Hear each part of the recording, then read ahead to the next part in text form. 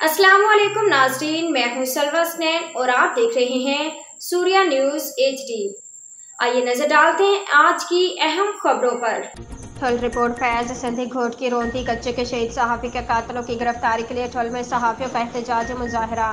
Press club ठुल के सदर हाजी सरमद खान कंटरानी, नायब सदर फैज़ मोहम्मद सोमरू, जनरल सेक्रेटरी जुल्फ़कार नोनारी, मुख्तार अहमद जोल, अकबर मरी, निसार कंटरानी, सईद मोहम्मद कंटरानी, अब्दुल कदीर बरूरू, सदाम हुसैन दाइयों की क़यादत में सहाफ़ियों ने बाहों में स्याह पट्टियाँ बांधकर हाथों में प्ले कार्ड लेकर घोट की पुलिस के खिलाफ सख्त नारेबाजी करके प्रेस क्लब के सामने पहुंचकर कंदकोट जैकबाबाद के मेन रोड पर धरना दिया।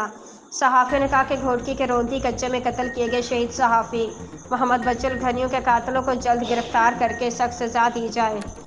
उन्होंने कहा कि सिंध के सहाफ़ियों को हक सच लिखने पर झूठा मुकदमा और कत्ल किया जा रहा है।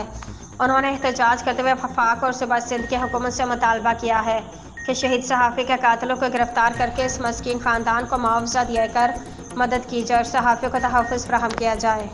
आज के लिए इतना ही। मज़ीद खबरों और अपडेट्स के लिए देखते रहिए सूर्या न्यूज़ HD।